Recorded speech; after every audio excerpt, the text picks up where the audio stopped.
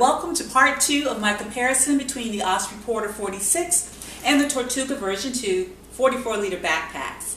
In the first part, I unpacked the Osprey Porter, and I've got everything you hear on the table, which I will be putting into the Tortuga and talking about its features and the things that I like that makes it my preference over the Osprey Porter. Right. So first, take a look at the inside.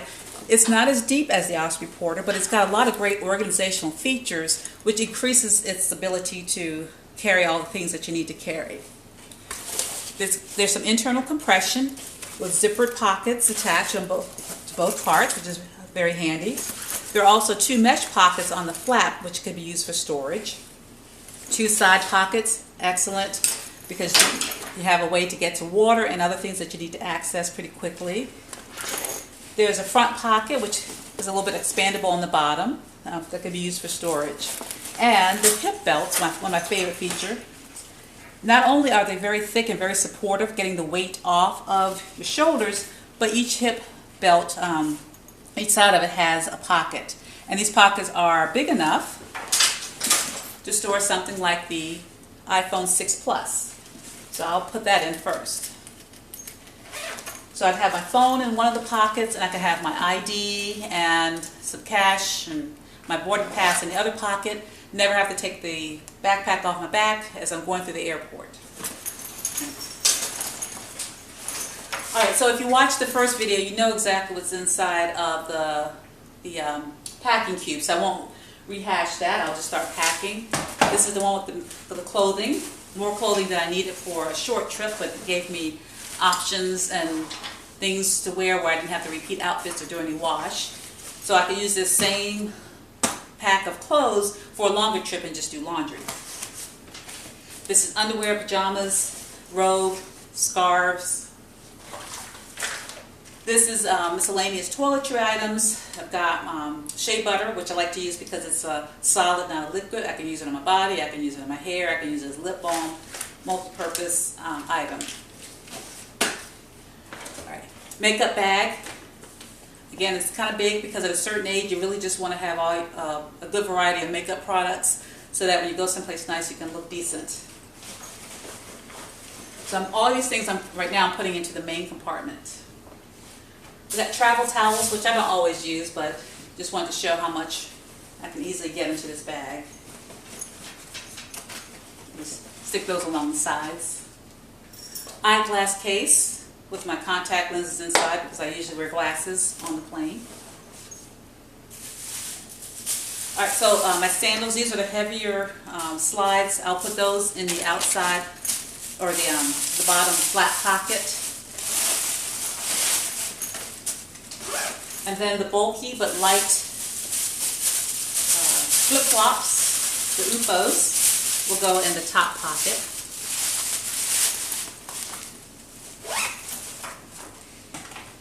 I'll use the flaps for the compression. I'll put my jewelry in one of those.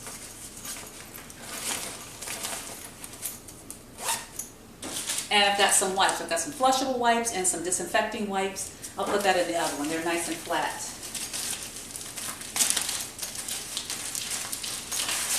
Then I'll compress all of these items together. I'm not finished packing, but these are things I'm going to want to secure. So you can see inside how nicely they all fit. My carry-on bag, which I raved about in the first video, will go inside. My personal item, which I raved about, will go inside of the carry-on. Again, there's a purse in here, there's a Kindle, charger for my phone, snacks, little baggies, the things I want to have access to when I'm on the plane. Before I get on the plane, I will put my water bottle inside of this bag so I'll have access to that during the flight. But for going through the airport, there's a nice feature on this bag that lets me have it more accessible. So I'll just pop that to the top, and we'll see how she zips.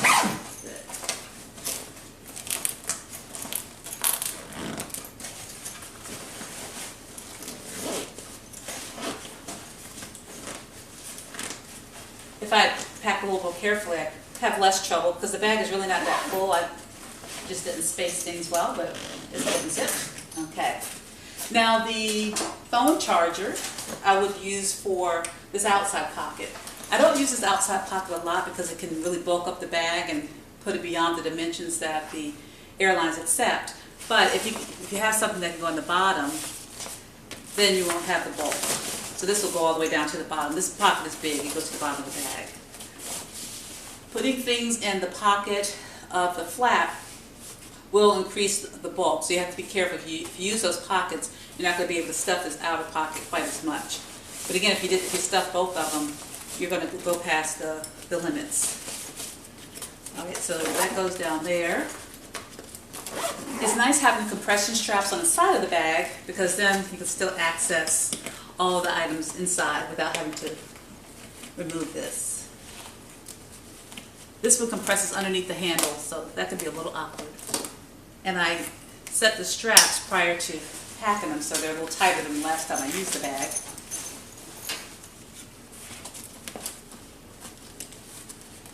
Alright, so outside pockets, I've got one that I can use for my liquids so that they're easy to access when going through security. Or if I have a tall water bottle, I could put that in here because there's some elastic at the bottom that can secure the water bottle.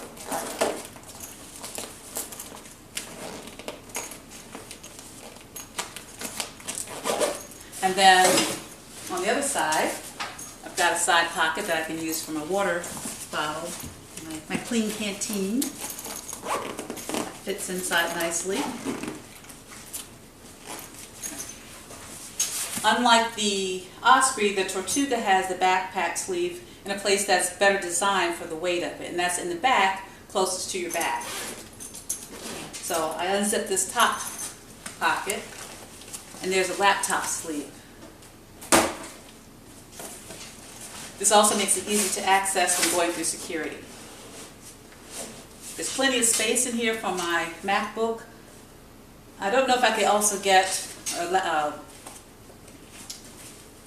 tablet in there unless I kind of overlap them a little bit. All right.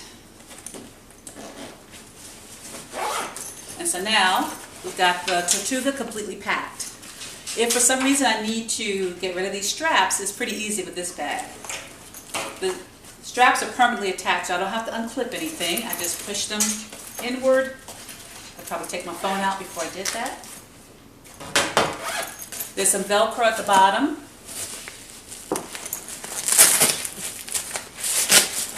And under the Velcro, you get the flap that covers up the sleeves.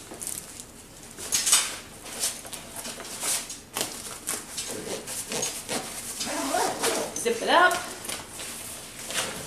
which is definitely easier than the undoing of the straps of the Osprey.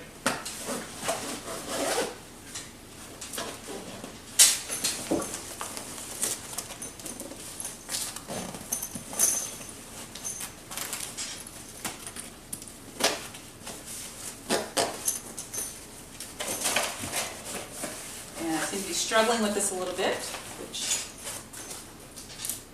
usually doesn't happen, but of course when you're videoing, you never know. Alright.